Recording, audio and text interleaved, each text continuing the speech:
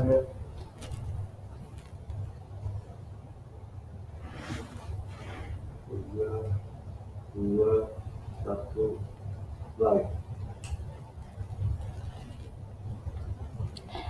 selamat malam semua teman-teman Halodoc. Kembali lagi di Instagram Live Halodoc malam hari ini.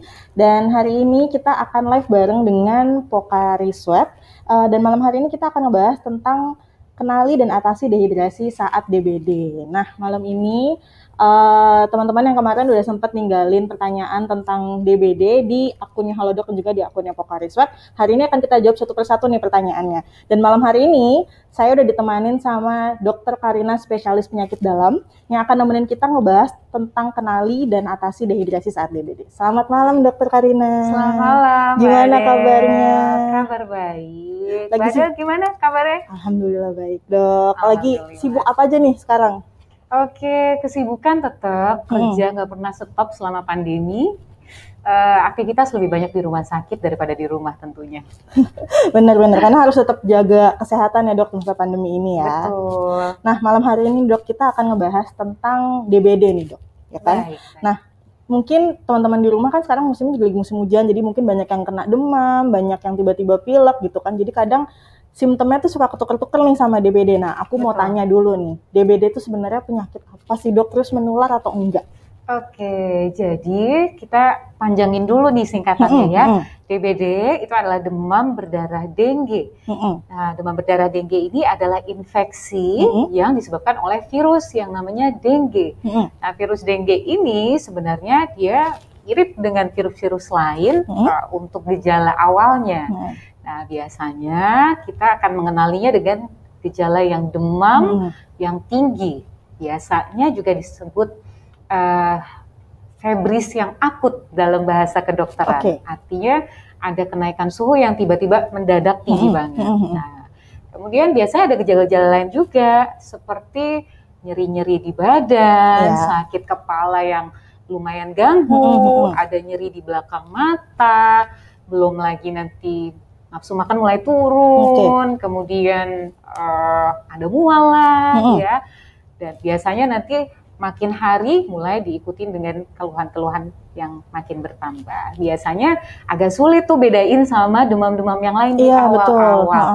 Jadi biasanya kalau nggak dicek lab darah, susah kita bedain dengan infeksi virus yang lain biasanya. Nah, pada prinsipnya ya itu adalah infeksi virus dengue yang bisa bikin demam dan khasnya adalah nanti terjadi penurunan trombosit. Seperti yang semua orang udah tahu. Itu ciri khasnya berarti ya, Dok? Khasnya gitu, trombosit, dan kalau udah berat biasanya terjadi gejala-gejala yang berat seperti dehidrasi, kekurangan cairan, dan kemudian labnya menjadi kesannya darahnya jadi kental, pekat karena cairannya sangat kurang sekali. Kira-kira seperti itu gambaran besarnya. Nanti kita omongin lagi lebih detailnya seperti apa. Siap. Nah, kalau misalnya tadi kan salah satu cirinya adalah dehidrasi nih, Dok kan. Jadi sebenarnya kalau misalnya orang demam kemudian dia merasa dehidrasi gitu, langkah pertama yang harus dilakukan tuh apa? Apakah langsung cek lab nih takutnya kena DBD atau gimana? Oke, benar. Jadi biasanya pada saat orang demam itu kebutuhan cairan menjadi jauh lebih tinggi. Seperti dalam teori, kalau kita mau bilang bahwa kita itu sebenarnya nggak demam pun kita butuh cairan dalam jumlah besar. Betul. Apalagi kalau demam. Nah, kalau demam biasanya kebutuhannya meningkat sekitar 10-15%. Itu kalau terjadi kenaikan suhu setidak-tidaknya 1 derajat Celcius. Misalkan suhu tubuh kita rata-rata 36 sampai 36,5. Nah, ketika udah mulai naik di 37,5, apalagi kalau lebih seperti 38, 39, biasanya pada demam berdarah itu sampai 39 lebih, itu kebutuhan cairan jadi tinggi sekali. Semakin meningkat. Jadi biasanya kebutuhan cairan ini kalau kita di rumah ya mau tidak mau harus dengan minum. Betul. Minum dan minum. Ya, tetapi repotnya kalau orang lagi demam kayak gitu, seringkali ada mual. Iya, jadi susah dia tuh untuk konsumsi. Minumnya banyak, betul. Jadi makin kurang lah, padahal lagi dibutuhkan jumlah besar, dia nggak bisa minum banyak, akhirnya dehidrasi. Seperti itu. Nah, kalau misalnya resiko paling buruknya nih, Dok, kalau misalnya orang udah dehidrasi, terus dia DBD pula gitu, ketika kondisinya lagi DBD, itu apa sih yang akan terjadi pada tubuh? Oke. Kalau kita lagi dehidrasi, itu sebenarnya ada tahapannya, dehidrasi ringan. Mulai dehidrasi sedang dan berat. Kalau dehidrasi ringan, biasanya yang kita rasain adalah haus. Mulut udah mulai kering. Nah, jadi udah ada rangsangan pengen minum lebih banyak. Nah, satu itu. Yang kedua, kalau dehidrasinya sedang, udah mulai tuh makin lemes, kencingnya makin dikit ya. Kemudian biasanya kalau di wajah kita bisa lihat mungkin mata mulai agak cekung, kulitnya jadi keriput, kering, benar. Kalau semakin berat biasanya orangnya akan lebih gelisah. Jadi kayak nggak fokus gitu. Iya benar. Terus kalau misalkan diraba nih, tangan sama kakinya itu cenderung dingin. Kalau bisa meraba nadi, itu akan teraba lemah sekali. Nah, itu adalah warning sign sebenarnya, udah tanda-tanda bahaya. Jadi sebenarnya kalau kita udah masuk di kondisi yang udah lemes aja, yang artinya mungkin udah masuk ke dehidrasi sedang, itu jangan nunggu lama-lama untuk mungkin membawa diri ke rumah sakit atau klinik terdekat, karena tandanya udah membutuhkan cairan dalam jumlah yang sangat banyak. Nah ini udah ada pertanyaan yang kemarin sempat kita kumpulin dari followers kita nih dok, ada yang nanya, kalau misalnya membedakan antara DBD dan demam lainnya itu seperti apa? Apakah dari suhunya atau mungkin dari cirinya atau seperti apa gitu? Betul. Kalau demam, rata-rata demamnya bisa mirip-mirip, terutama kalau demam yang berasal dari infeksi virus. Jadi infeksi virus dengue itu bisa mirip dengan infeksi virus-virus lain, seperti influenza dan chikungunya, ya flu-flu dari mana lah ya, flu Hong Kong dan sebagainya.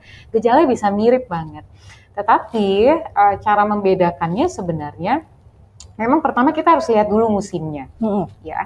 Kalau di musim penghujan seperti ini, kita harus cepat-cepat berpikir salah satunya adalah demam berdarah, betul. Karena memang ini emang musim-musim terbaik untuk demam berdarah itu untuk merajalela. Kemudian kalau misalkan memang di musim itu ada hal seperti ini, tentu kita biasanya sarankan kalau memang ada demam yang seperti itu, karena gejala mirip semua, kadang-kadang bisa mirip dengan tifus juga. Iya, betul. Nah, kalau tifus biasanya, karena tifus ini adalah infeksi saluran cerna, biasanya ada keluhan terkait saluran cernanya. Misalkan sakit perut, ada diare, atau malah sulit buang air besar selama berhari-hari. Biasanya ada keluhan mual muntah juga, tetapi kalau mual muntah itu hampir mirip lah dengan yang lain, juga lebih banyak ada mual muntahnya juga. Jadi biasanya paling kalau khasnya bedanya sama demam yang ke arah tifus adalah ada gejala saluran cerna yang cukup menonjol, dan juga ada kekhasan juga kalau demam karena tifus, seringkali demamnya itu naiknya suhunya di sore sampai malam hari. Dari sore sampai malam hari gitu ya? Betul, sedangkan pada demam berdarah itu seringkali sepanjang hari. Gitu, jadi itu salah satu kekhasan kalau demam karena tifus. Tapi kadang-kadang tifus juga nggak terlalu khas juga loh gejalanya. Jadi kadang-kadang kita kalau nggak periksa lab betul-betul nggak tahu. Jadi baiknya biasanya kalau misalkan mau menunggu di rumah sambil mengobati dengan penurun panas segala macam dan mencukupi cairan di rumah, biasanya kita kasih waktu sampai 3 hari. Kalau dalam 3 hari nggak ada perbaikan yang bermakna atau malah gejalanya kayaknya lebih berat atau mengkhawatirkan, nah itu betul-betul harus cepat-cepat ketemu dokter. Karena disitulah saatnya kita menentukan ini sebenarnya lebih ke arah mana nih demamnya dengan pemeriksaan lab. Kadang-kadang tanpa pemeriksaan lab kita susah memastikan diagnosisnya apa. Nah ini ada yang nanya juga nih dok, kalau misalnya pasien DBD itu boleh nggak sih dirawat di rumah aja? Kan kadang kalau DBD harus dibawa ke rumah sakit, harus diinfus, harus di apa gitu. Nah kalau misalnya mau dirawat di rumah aja, boleh nggak dok? Oh ya, sebenarnya boleh kalau ada syaratnya. Ada garis bawahnya ya. Betul, kalau kondisinya stabil yang pertama. Stabil itu seperti apa? Bisa makan, bisa minum dalam jumlah cukup. Karena lagi-lagi tadi saya bilang bahwa ketika demam berdarah itu butuh banget cairan.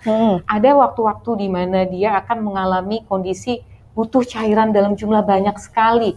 Nah, dikala itu tentu saja orang harus bisa minum dong kalau berada di rumah. Yang kedua, biasanya kondisi tubuh juga cukup stabil gitu. Artinya nggak lemes-lemes banget. Kemudian tidak ada tanda-tanda perdarahan yang mengkhawatirkan. Itu syaratnya. Jadi kita anggap seperti infeksi yang ringan. Nah, tahunya ringan atau berat selain dari gejala apalagi ya harus ada data lab juga sebenarnya. Betul. Jadi harus cek dulu ke dokter, kemudian cek lab, nanti baru dikasih izin gitu ya istilahnya. Betul sekali. Jadi yang mengizinkan seseorang boleh di rumah atau enggak itu adalah dokter berdasarkan hasil laboratorium juga. Biasanya kalau misalkan demam berdarah itu boleh di rumah, itu orang yang sakit itu kadang-kadang memang boleh di rumah, tetapi dia tetap secara rutin memeriksakan trombositnya. Jadi tiap hari biasanya diminta untuk datang periksa trombositnya seberapa. Karena kalau trombositnya turun begitu cepat dan drastis dan kemudian di laboratorium itu juga ada tanda-tanda cairan tubuhnya kayaknya udah mulai kurang banget. Nah itu berarti udah nggak bisa di rumah. Tapi kalau misalkan penurunannya pelan, trombositnya turunnya nggak terlalu drastis, kemudian bahkan tidak mencapai angka yang sangat rendah, itu masih bisa kita pertimbangkan untuk dirawat jalan dengan pengawasan yang ketat.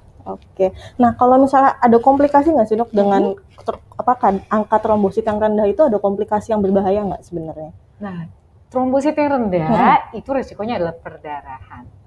Ya, jadi memang kenapa disebut demam berdarah? Karena memang akan pendarahan fatalnya perdarahan, ya? Betul. Nggak selalu sih sebenarnya Mbak Adel.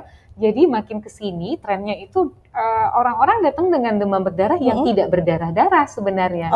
Bahkan mungkin kalau teman-teman ingat zaman dulu itu kesannya kalau demam berdarah itu harus ada bintik-bintik di kulit gitu. Bintik-bintik merah ya. Dulu tuh fake-nya kalau misalnya ada bentol dipegang, kalau mencar merah-merahnya katanya itu demam berdarah gitu. Tapi sekarang justru nggak ada gitu kayaknya. Jarang sekali. Bener, saya hampir tidak menemukan begitu banyak yang terjadi bintik-bintik seperti merah itu sebagai gejala awal. Bahkan pada saat trombositnya rendah sekalipun belum tentu ada bintik itu loh. Iya, bahkan semakin berubah nih trennya ya. Betul, itulah. Jadi memang perjalanan penyakit itu makin kesini dia bisa berubah karakternya. Tetapi pentingnya kita ngobrol-ngobrol kan seperti ini supaya nggak nunggu ada bintik dulu baru ke dokter, atau nggak nunggu bintik dulu atau berdarah-darah dulu baru berpikir bahwa ini mungkin demam berdarah. Oke. Nah ini ada lagi nih dok pertanyaan. Apakah benar kalau misalnya minum minuman yang mengandung elektrolit itu bisa mengatasi dehidrasi saat DBD? Oke, baik. Jadi sebenarnya dehidrasi itu bisa kita atasi dengan cairan apapun pada prinsipnya. Pada saat kita demam, nggak cuma cairan aja sebenarnya yang kurang atau butuh ditambah, tetapi memang kita membutuhkan juga elektrolit. Jadi sebenarnya sarannya nggak minum cuma air putih aja. Secara teori kita boleh minum jus buah, boleh minum teh manis, boleh minum susu bahkan, ataupun larutan yang mengandung elektrolit, itu sangat diperbolehkan karena memang air putih sendiri tidak punya kandungan yang lain-lain, dan kita memang sangat membutuhkan kandungan yang lain itu untuk menjaga keseimbangan cairan, elektrolit, dan mungkin asupan-asupan gizi lainnya seperti itu. Jadi kalau ngomong apakah bisa banget, apalagi kalau misalkan cairan itu mengandung elektrolit, tentu akan membantu menjaga bahwa elektrolit di dalam tubuh kita tidak ikut berkurang pada saat kita lagi demam dan membutuhkan cairan yang mengandung elektrolit. Jadi sebenarnya kalau lagi demam berdarah atau misalnya lagi dehidrasi, minum cairan elektrolit itu malah membantu banget ya dok sebenarnya? Membantu, betul. Ini ada lagi nih pertanyaan selanjutnya. Kalau misalnya sudah diberikan cairan elektrolit melalui infus, butuh minuman asupan lain nggak gitu? Oh iya, tetap. Karena mikirnya kan kalau udah diinfus, udah lengkap lah elektrolitnya gitu. Jadi nggak perlu lah nambah-nambah cairan lain gitu kan. Iya, tetap. Jadi walaupun dirawat, jadi sebenarnya cairan infus itu adalah backup. Jadi tentunya kalau orang sampai dirawat, itu dia punya keluhan tertentu dong gitu. Sebagian memang ada yang nggak mual, sehingga dia bisa minum dalam jumlah banyak. Nah, kalau misalkan memang nggak mual, tentu saja biasanya kita minta udah minum aja yang banyak gitu. mau jus boleh, larutan yang ada elektrolitnya boleh, apapun boleh. Tinggal kita tetap backup dengan cairan infus karena memang kebutuhannya itu gede banget. Biasanya kalau seorang perempuan nih, perempuan dewasa itu mungkin pada saat sedang demam berdarah itu membutuhkan cairan mungkin sampai 3-4 liter. 3-4 liter sehari. Iya, pada masa-masa kritikalnya di mana cairan emang lagi butuh banyak banget. Nah, apalagi kalau laki-laki dengan berat badan yang lebih besar, postur lebih besar, dia membutuhkan cairan begitu banyak. Coba kita bayangkan kalau orang nggak biasa minum berliter-liter dalam satu hari, ketika dia sakit disuruh minum segitu banyak kan nggak mungkin. Iya betul, sulit ya, agak susah. Hari biasa aja dia susah gitu, apalagi pas lagi sakit. Jadi memang infus ini adalah backup. Jadi kalau bisa minum, kita tetap saranin tetap minum. Nanti kita backup nih pakai infus. Jadi tetap dua-duanya jalan. Oke. Nah ini ada pertanyaan tentang anak nih dok. Kalau dehidrasi pada anak bikin gejala demam berdarahnya semakin parah atau enggak? Oh ya, tentu aja. Gak cuman anak kecil ya, sebenarnya dewasa juga. Semua mau usia berapapun, ketika dia kena demam berdarah, tentu saja ketika mengalami dehidrasi, kondisinya akan lebih berat. Yang menarik adalah ketika anak kecil yang mengalami dehidrasi, itu lebih membahayakan dibandingkan orang dewasa mengalami dehidrasi. Kenapa? Karena anak kecil itu cenderung tidak bisa menyampaikan keluhannya. Betul. Jadi dia sebenarnya agak susah menyampaikan apa dia merasakan apa gitu ya. Betul sekali. Kalau orang dewasa biasanya ketika mengalami dehidrasi dia bisa bilang saya lemes banget. Saya kayaknya nggak fokus nih gitu. Kayaknya saya nggak sanggup ini, nggak sanggup itu, nggak sanggup minum gitu, gelisah. Nah pada anak kecil mereka cenderung nggak bisa menyampaikan itu. Jadi biasanya ketika dehidrasi itu seringkali kecolongan. Jadi orang tua mungkin tidak menyadari bahwa sebenarnya anaknya sudah jatuh pada kondisi dehidrasi. Mungkin dipikir anaknya cuman ya lagi tidur aja, atau ya karena lagi sakit mungkin istirahat aja. Ya nggak heran kalau anaknya tidur terus. Padahal itu bisa jadi tanda-tanda bahaya karena anaknya udah mulai nggak aktif ya. Biasanya kalau mulai dehidrasi anaknya mulai gelisah. Rewel, tapi kalau misalkan udah jatuh pada dehidrasi berat, malah anaknya diem aja. Anaknya diem, mungkin dikira orang tuanya, oh iya nih lagi anteng, ya syukurlah mungkin. Nah itu jadi mengkhawatirkan sebenarnya. Tapi lagi-lagi saya yakin kalau orang tua di sana udah pasti gimana sih tanda-tandanya dehidrasi pada anak kecil. Nah biasanya kalau misalkan anak kecil lagi dehidrasi, tadi seperti yang saya bilang, awal-awal mereka akan gelisah, rewel. Itu salah satu gejalanya ya. Gejala utamanya ya. Betul. Yang kedua, mereka awal-awal masih aus. Buat yang bisa menyampaikan rasa haus, tentu mereka akan bilang pengen minum. Tapi kalau bayi, biasanya mungkin nggak akan ada itu istilah menyampaikan rasa haus, hanya rewel-rewel aja yang muncul. Kemudian biasanya akan mulai kelihatan mungkin pada daerah bawah mata akan ada cekungan. Kemudian kalau dipegang agak keriput kulitnya. Kemudian makin berat dehidrasinya, anaknya mulai makin lemes dan lebih tidak aktif. Nah, itu adalah tanda-tanda yang berat dan orang tua harus segera membawa anaknya ke dokter, seperti itu. Jadi kalau pada anak kecil itu gawatnya adalah dehidrasi berat, tentu saja bisa menyebabkan kematian loh. Jadi memang harus benar-benar aware sama tanda-tanda dehidrasi. Jadi Bapak kalau misalnya anak udah demam, terus tanda-tandanya udah lemas segala macam, jadi orang tua harus sudah sigap gitu ya dok, harus cepat dibawa nih ke rumah sakit gitu. Betul sekali. Ini ada lagi nih dok pertanyaan. Kalau sudah terkena DBD sekali, katanya nggak bisa kena lagi dok, bener nggak sih? Kata siapa? Bisa berkali-kali. Oh gitu? Iya. Jadi sebenarnya demam berdarah itu dia punya beberapa serotipe.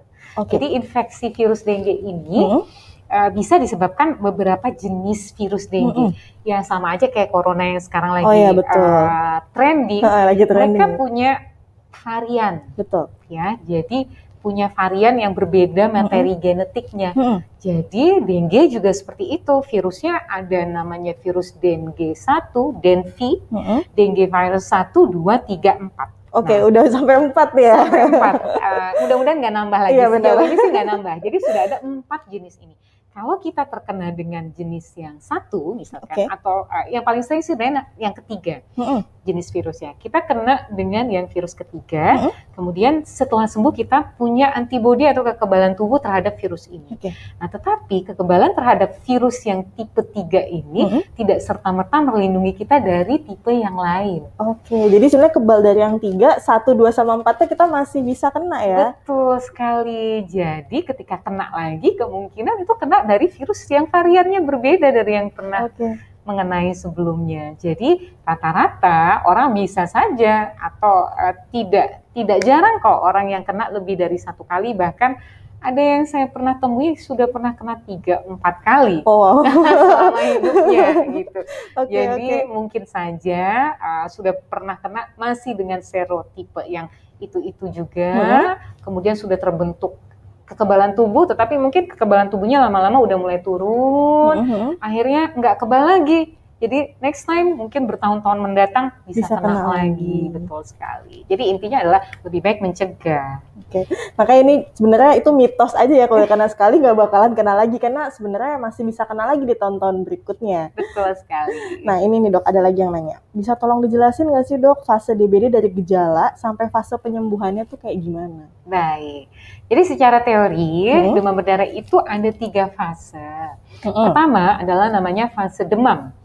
Nah, demam inilah yang menjadi gejala yang paling khas ya. Demamnya tinggi, terus biasanya terus-menerus dikasih obat, nanti demamnya turun, tapi habis itu obatnya efeknya habis demam lagi. Nah, itu biasanya fase demam ini berlangsung sampai rata-rata 3 hari. Bisa lebih dari itu, tapi rata-rata 3 hari. Di 3 hari pertama ini adalah ya gejala-gejalanya yang nggak enak-enak keluar semua. Kemudian setelah hari ketiga, maka pada demam berdarah itu masuk ke fase kritis, di mana biasanya demamnya mulai turun. Nah, yang tadinya begitu tinggi, tiba-tiba turun. Nah, kadang-kadang kalau orang nggak ngeh, dia ngerasa, udah mulai sembuh nih. Udah gitu. Happy nih gitu. Betul, ya, udah santai. Udah santai nih, kayaknya udah mau baikan nih, udah mau sembuh nih. Padahal hati-hati, itu bisa jadi masuk masa kritis kalau demam berdarah.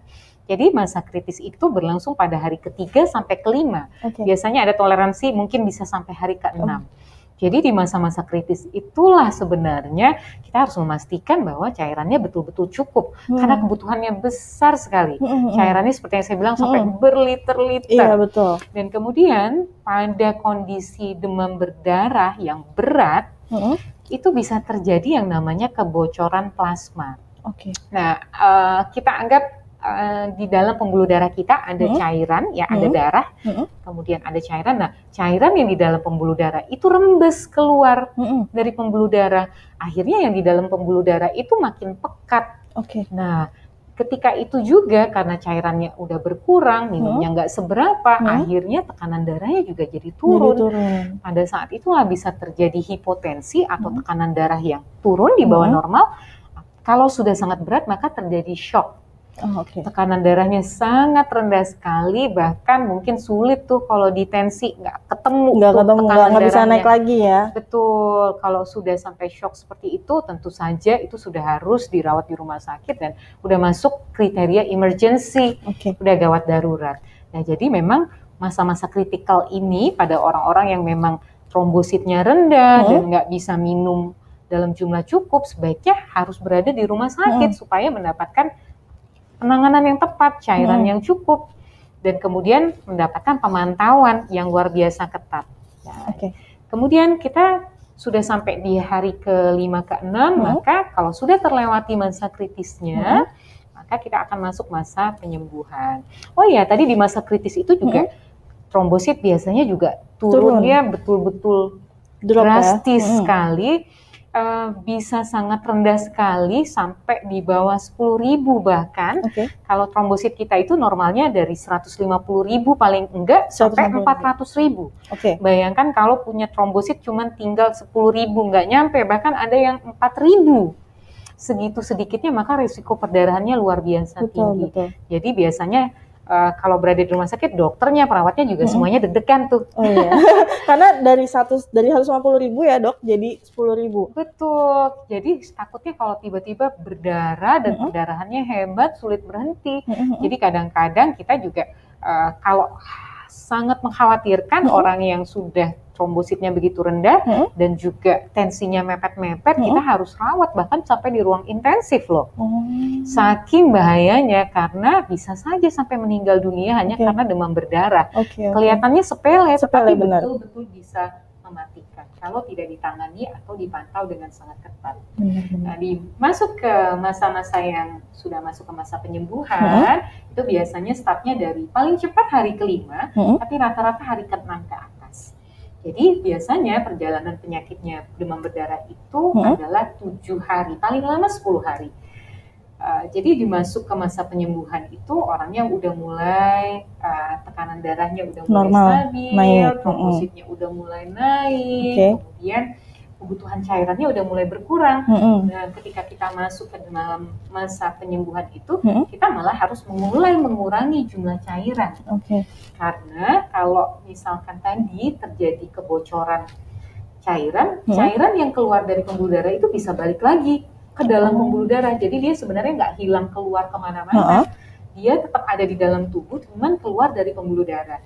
Nah, pada masa penyembuhan yang terjadi kebocoran plasma itu, dia cairannya bisa balik. Akhirnya kalau kita tetap kasih jumlah berlebih-lebihan cairannya, nanti kebanyakan malah. Oh gitu. Jadi biasanya di masa recovery atau penyembuhan itu jumlah cairannya mulai dikurangi karena kebutuhannya udah nggak segitunya lagi. Dan kemudian kalau kita biarkan tetap banyak, kalau berlebih-lebihan malah jadi masalah juga nanti. Nah, di masa penyembuhan itu biasanya udah mulai nafsu makan, mulai ada, badan udah lebih mulai seger. Udah mulai bisa fokus gitu ya, yang tadinya pusing atau nggak enak. Betul, kelihatan banget bahwa kalau udah mulai sembuh, udah mau masuk masa penyembuhan itu, udah auranya udah mulai beda. Kemudian kadang-kadang ada ruam juga yang muncul di masa-masa penyembuhan, kita sebutnya ruam yang muncul hanya pada masa penyembuhan. Jadi dia bentuknya kayak merah-merah gitu. Bisa di badan, tangan, paha, kaki, bisa di wajah juga. Kadang-kadang mereka takut, wah kenapa nih saya katanya mau udah sembuh tapi ruamnya baru muncul. Betul, kenapa nih ada ruam? Jangan khawatir, itu adalah ruam penyembuhan sebenarnya. Kadang-kadang terasa gatal, tetapi sebenarnya itu adalah tanda yang baik bahwa sudah memasuki masa penyembuhan. Jadi kira-kira ya kalau diperkirakan kita hitung ya sekitar 7 hari sampai 10 hari lah paling lama masa penyembuhan. Nah ini dok, kalau tadi kan fase dari mulai gejala sampai dia fase penyembuhannya gitu. Ini ada pertanyaan, sebenarnya apa sih yang seringkali orang salah lakukan ketika dia sebenarnya udah gejala DBD-nya udah muncul, tapi dia nggak notice gitu. Sebenarnya ada nggak sih gejala-gejala yang sering orang abaikan gitu? Yang mungkin banyak dilakukan orang adalah menunda berkonsultasi dengan dokter ya. Jadi karena demam itu seringkali dianggap untuk sebagian besar orang itu penyakit demam biasa. Ya sakit-sakit biasa. Dan juga kebetulan kalau sekarang kan lagi musim pandemi ya, semakinlah takut ke rumah sakit. Padahal demam yang tinggi itu memang kadang harus kita pastikan apa dulu nih penyebabnya. Bisa nggak di rumah aja, bisa nggak sembuh sendiri gitu. Jadi biasanya yang mungkin orang lakukan di rumah itu hanya meminum obat ya, biasanya penurun panas sih biasanya udah benar. Tapi kadang-kadang nanti ditambah obat-obat lain mungkin yang mungkin tidak sesuai dengan aturan pakai, yang malah mungkin bikin reaksi yang tidak enak selama di rumah. Karena sebenarnya dia gejala DBD tapi dia ngatasinnya salah gitu ya dok. Betul. Jadi karena kayak bahasanya self medicating gitu, ngobatin sendiri. Biasanya dengar-dengar katanya dari tetangga sakit begini, minumnya ini. Itu sering tuh kayak gitu kan, panas nih minum ini aja, kasih obat ini aja gitu. Ada mual, nanti minum obat ini nih, kemarin saudara saya minum ini sembuh. Gitu. Jadi seperti itu akhirnya mungkin telat datangnya atau ketemu dokternya, akhirnya mungkin pada saat dia sudah ketemu dokter itu udah di kondisi yang nggak terlalu bagus lagi seperti itu. Jadi bisa juga pada saat lagi di awal-awal itu ada terjadi kondisi yang mual, muntah segala macam dan dibiarkan aja karena saking nggak pengennya masuk rumah sakit atau ketemu dokter. Kira-kira seperti itu yang harus dihindari ya. Dihindari sama orang yang sakit dan di rumah aja. Oke, Dok, ini ternyata kita udah lebih dari 30 menit kayak ini ngobrol bareng. Thank you banget atas penjelasannya. Gak kerasa ya? Ya gak kerasa nih, mau lebih banyak sebenarnya, mau lebih tahu ya. Nah, dokter ada tips nggak nih buat teman-teman Halodoc di rumah dan juga teman-teman Pocari Sweat di rumah untuk mengatasi demam gitu selama supaya menghindari dehidrasi ketika DBD? Oke, yang pertama saya titip pesan di zaman pandemi ini semua yang demam bakal dicurigain macam-macam.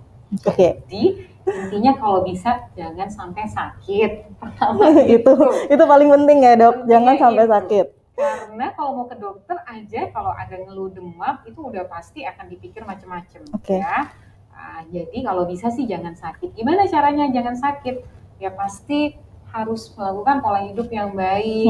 Satu, kalau sekarang kita harus ada protokol kesehatan, itu harus dijalankan semua tanpa terkecuali. Jangan kendor, jangan enak. Yang kedua, makan harus baik, cukupin kebutuhannya, gizinya harus baik. Yang ketiga, minum harus cukup. Ya, seperti yang saya bilang, kalau demam aja kita butuhnya banyak, tapi nggak demam aja kita juga butuhnya sudah banyak. Jadi harus pastikan kebutuhan cairan.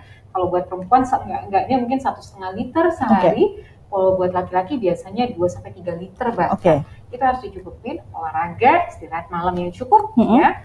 Kemudian kalau misalkan sampai demam, tentu saja yang pertama harus punya persediaan obat untuk menurunkan demam, ya, penurun panas. Yang kedua, karena tadi saat demam kebutuhan cairan jadi tinggi, minumnya juga harus digenjot.